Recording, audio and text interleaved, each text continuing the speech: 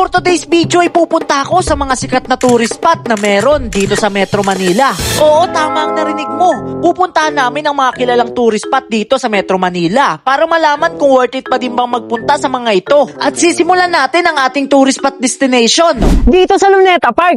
Ang Luneta Park ay naitayo noong 1820. Dito sa lugar na ito binaril ang ating pambansang bayani na si Dr. Jose Rizal. Kaya tinatawag din ito ngayong Rizal Park. So yung mga kaibigan, naglalakad na kami dito sa may Luneta.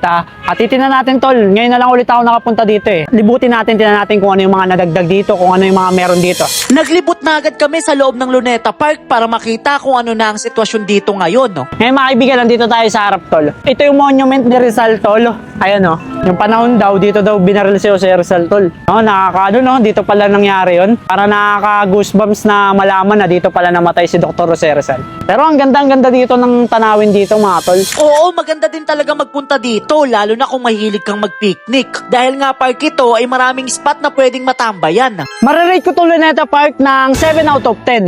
Solid naman pumunta dito mga kaibigan, lalo na kung gusto mo yung mapayapang view lang, gusto mo yung sariwang hangin lang, pwede sa ito mga kaibigan. 7 out of 10. Dito pa lang nag-uumpisa ang video. Dahil malapit na ang Pasko at bagong taon, alam ko marami sa inyo ang naghahanap ng magandang mapasyalan. Kaya sa video na ito ay malalaman nyo kung saan maganda magpunta at kung worth it pa bang puntahan ng mga tourist spot na ito. Dumako naman tayo sa next na tourist spot destination. Nandito naman kami ngayon sa Manila Zoo. Ang Manila Zoo ay na-establish noong July 25, 1959. Ang zoo na ito ang pinakasikat na animal zoo sa buong Pilipinas. Agad na kami naglibot sa loob ng Manila Zoo. Ayun yung zebra mga kaibigan. Oh.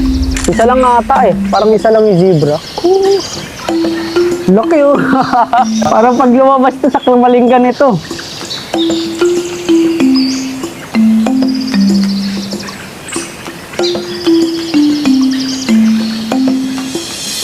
Dito naman tayo tol sa African lion na yun. Gogi, lalaki.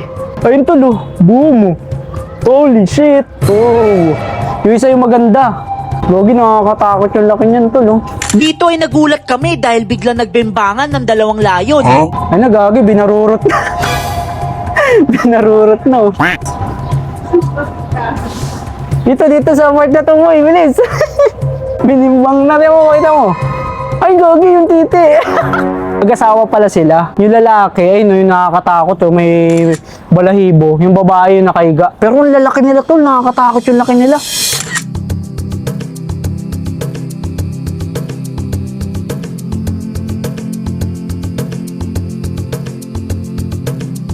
Dito naman tayo ngayon sa lungga ng mga crocodiles tol, mga reptiles. So ito tol, ito saltwater crocodile buhaya. Ito mga kaibigan, sa mga hindi nakakalam, itong mga saltwater crocodile tol, ayun talaga yung malalaking buhaya. Saan kaya natin matatagpuan? Tara, hanapin natin. Habang hinahanap namin yung malaking buhaya ay hindi namin namalayan na nasa gilid na pala namin. Ito boy, ito gago, laki. Ayun oh. Ay, gago, lalabas. Sige boy, ay, laki oh. Ay, gago. Dito ay natakot kami dahil sobrang laki pala talaga ng buhaya dito. Gago, ito na pala. Puking yung laki. Kaya para lalabas sa ano. Tama, makita mo boy.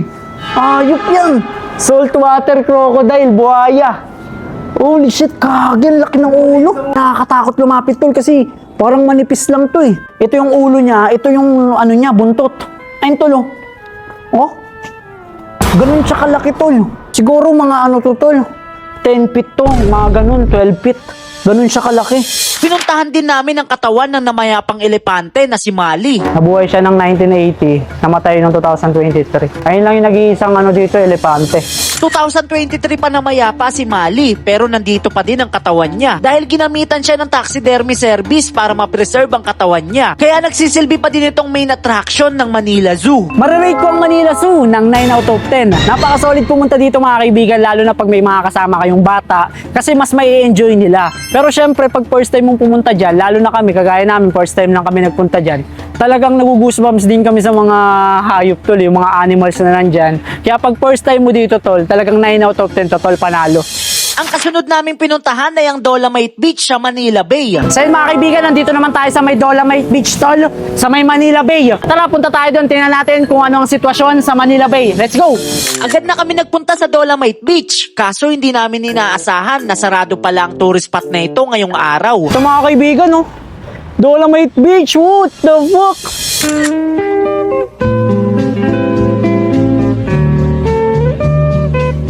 puti pa rin talaga yung lupa. Ang problema, sarado tol, ay na walang mga turista. Sayang, biniyay pa naman namin dito. Pero dito pa lang tol, mamamanga ka na eh.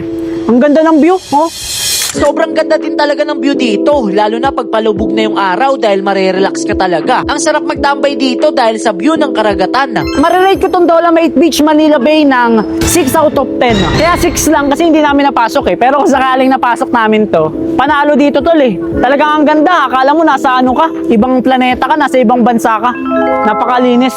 Kaso ang problema, hindi namin napasok. Pero kahit nandito ka lang sa side na to, mamamangha ka tol kasi sobrang linis, sobrang ganda. Kaso ang problema, hindi kami napasok kaya 6 out of 10 lang. Dako naman tayo sa mga ibang tourist spot destination. Ang next na tourist spot na pinuntahan namin ay ang Venice Grand Canal. Ang Venice Grand Canal ay na-establish noong September 18, 2015. Ang lugar na ito ay inspired sa bansang Italy. So yun mga kaibigan, nandito na kami tol sa may Grand Venice. Tara, silipin natin ang meron dito. Mga ano tol oh. Tuyo. Ay, papanood ko po. Thank you po. Ngayon lang kami nakapunta dito kuya. Maganda ba dito kuya? Oh, maganda, boss. Pagpasok namin sa loob ay ito ang bumungad sa amin.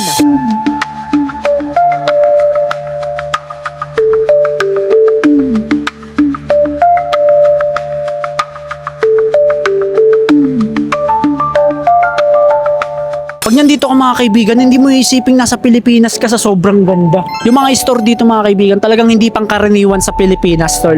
Talagang pag napunta ka dito, lahat bago sa paningin mo. Kasi kami first time namin magpunta dito.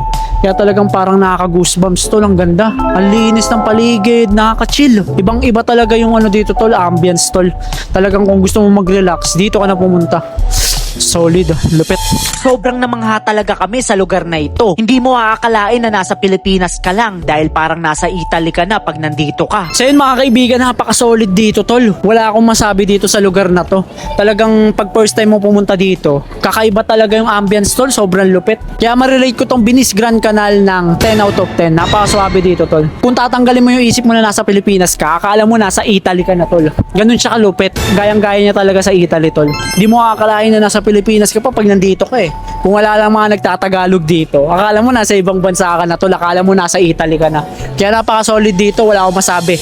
Ang next na tourist spot na pinuntahan namin ay ang Bonifacio Global City. Ang BGC ang sinasabi na New York Times Square ng Pilipinas dahil sa sobrang kakaiba at ganda ng lugar na ito. So yun mga kaibigan, nandito na kami ngayon sa may BGC tol. Sa mga hindi nakakaalam, ang BGC ang sinasabing New York Times Square ng Pilipinas. Sabi nga ng mga iba dito, parang ikaw po yung magiging dayo dito eh, kasi puro mga foreigners yung mga tao dito, puro mayayaman.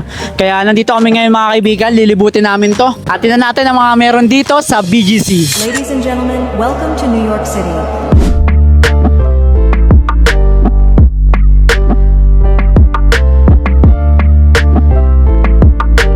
Sobrang ganda talaga ng lugar na ito. Aakalain mo talagang nasa Amerika ka na pag nandito ka dahil sa ganda at lalaki ng mga buildings dito. Sobrang ganda dito tuwing gabi. Kala mo nasa New York City ka, nasa Times Square ka. Talagang sobrang makulay, talagang basta tol, hindi na siya yung pang Pilipinas tol. Kakaiba na talaga, sobrang quality dito tol. Kaya marirate ko ang BGC ng 8 out of 10. Napaka-solid dito. Ngayon ay dadako naman tayo sa next na tourist spot na pupuntahan natin. Ang sunod namin pinuntahan ay ang Rockwell. Ang Rockwell ay isa sa mga magandang puntahan pagsapit ng gabi dahil lahat ng buildings dito ay merong ilaw kaya sobrang ganda ng view. Ngayon naman ay nandito kami sa Rockwell mga kaibigan.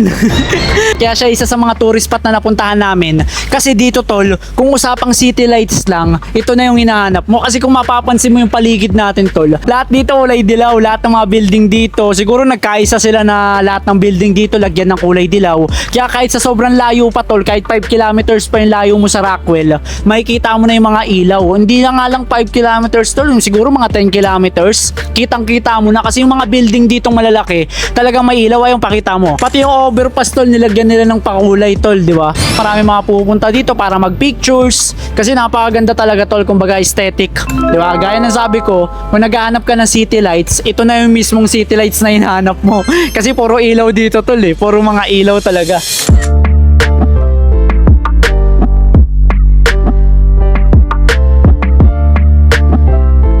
Sobrang Kakaiba talaga sa lugar na ito. Magugoosebumps ka sa mga view na makikita mo. At kahit sobrang layo mo pa, ay kitang-kita mo na ang mga ilaw na meron dito sa Rockwell. So mga kaibigan, nandito na kami sa EDSA at kung napapansin nyo, ayun sa kabila, sa dulo ko, ayun yung Rockwell mga tol, doon kami galing kaganina. Mga nasa ano na kami tol, 4 kilometers na yung layo namin sa Rockwell ngayon, pero kitang-kita nyo pa rin naman, ayun ang lalaking building na may ilaw, di ba? Napakaganda niya mga kaibigan, lalo na kung mahilig ka mag-picture, okay na okay siya. Rate natin ang Rockwell ng 8 out of 10. Napaka-solid niya, lalo na kung mahilig ka mag-picture. Kaya ngayon ay dadako na tayo sa panguling tourist spot na pupuntahan natin. Let's go! Ang panguling tourist spot na pupuntahan namin ay ang Quezon Memorial Circle. Ang Quezon Memorial Circle ay naitayo noong 1978. Ginawa ito bilang pagbigay karangalan sa ating dating Pangulong Manuel L. Quezon. Ngayon mga kaibigan, papasok na tayo sa circle. Papansin nyo naman, puro pailaw na rin. Ito yung sa likod. Ito yung ano niya, papasok. Tapos dito naman, yung harapan, ayun diba? Puro mga ilaw na rin kasi magpapasko na, diba? Kaya tingnan natin kung anong mga libangan dito. Pagpasok namin sa loob ay wala masyadong activities sa lugar na ito. Maganda lang siyang tambayan pag may kasama kang bata dahil makakapaglaro sila ng maayos dito. Ang grade ko dito sa Quezon Memorial Circle ay 6 out of 10. Maganda naman siya mga kaibigan, kaso wala siyang masyadong ganap dito. Marami lang mga nakatambay, maraming pailaw, pero about sa mga activities, wala kang magagawa dito tol, talagang literal na tambay lang. Ito na ang uling tourist spot destination na pinuntahan ko sa video na ito. Sa 7 tourist spot na pinuntahan ko, para sa'yo, saan ang pinaka nagustuhan mong puntahan? Dito na natatapos ang video. Kung nagustuhan mo ang video na ito, ay mag-subscribe ka na dahil road to 200,000 subscribers na tayo. At pag umabot ng 10,000 likes ang video na ito, ay gagawa tayo ng part 2. At pupuntahan pa namin ang mga iba pang tourist spot destination na meron sa Metro Manila. Kaya abangan!